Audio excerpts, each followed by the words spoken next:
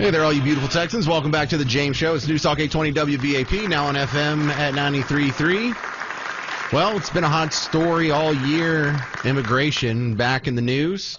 One of the people we lean on to help us with her immigration expertise is an immigration lawyer, Kate Lincoln-Goldfinch, back on the James Show. Welcome. Here in, here up the I-35 in Dallas, we have the news that broke this morning that the Attorney General Ken Paxton is going to be digging into the police chief for not complying with all the ICE detention, immigration detainers, whatever it's called. Are you aware of this story? Do you have any insight as a lawyer on where the lines are in this case? I'm not aware of the specifics of the Dallas, investigation, but this pattern has followed several other cities. Austin, where I am, of course, Denver, Los Angeles, New York, other sort of democratic cities that are so-called sanctuary. That doesn't really have a definition, but in general, it's when the cities don't facilitate sort of full access or cooperation with ICE, and then ICE comes down on them in all sorts of ways. So this appears to be sort of just adding another one of these blue cities, or, near blue, to the list that ICE is going after because they can't get full access. So what is the police department required to do? The police department is not required to give information over to ICE whatsoever, and they're not, essentially it's the authority of the state and local law enforcement agencies to run law enforcement in their own jurisdiction.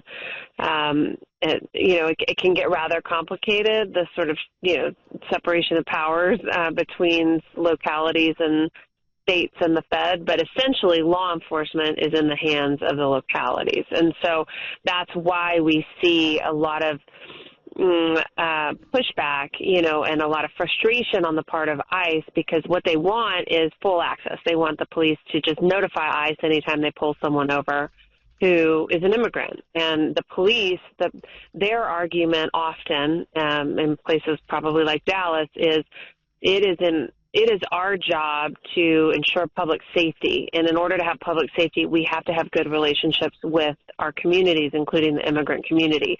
And if they're all terrified of us and they won't talk to us and they won't report crimes and they won't be witnesses to crimes, then public safety is harder.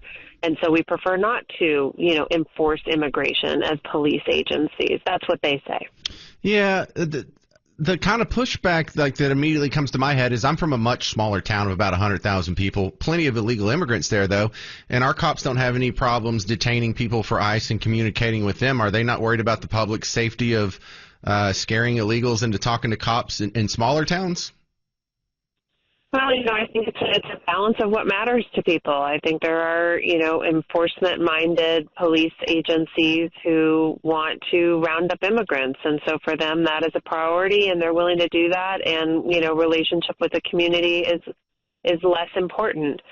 And in other places, like where I am in Austin, the Austin Police Department is more concerned with public safety overall and good relationships with the community. And so they don't have a pattern of turning people over to ICE. I mean, all of this might be moot pretty soon in Texas because we have legislation moving through the legislature this session that's going to force cooperative agreements in Texas with ICE, and it's one of the priorities of Dan Patrick. So probably at the end of this session, everywhere in Texas, we're going to see more cooperation. But right now, it's up to each locality to decide. What happens if this doesn't get dropped? Does this go to court? What court would it be in? The Dallas situation particularly? Yes, ma'am. That would be a federal lawsuit. If the feds were trying to enforce, action, it would go in the federal courts, and they would choose one of the federal district courts, and then any appeals would go up to the Fifth Circuit, which would, likely side sort of more conservative, and then up to the Supreme Court is the pathway of something like that. I wouldn't have guessed that. I would have thought it would stay in Texas since it's the Texas AG suing a Texas police chief. But this would go federal? Oh, yeah. See, I don't know.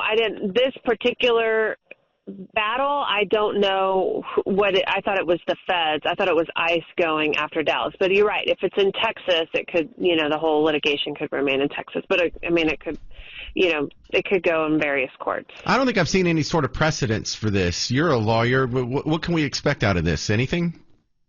I'd have to look more into the complaint and what's going on before I could sort of weigh in on it as an expert. But I think probably ultimately the states or the localities being able to enforce their own rights is going to hold up pretty well in the courts. But again, I'd have to look at this one specifically. Yeah, we just found out about it like 11 o'clock this morning, so I got some reading to do on it too. I appreciate your expertise and your time. Kate Lincoln-Goldfinch, where do they find you online? Yeah, just look me up. My name, Lincoln like the president, Goldfinch like the bird. Thank you very much. Talk to you soon, Kate.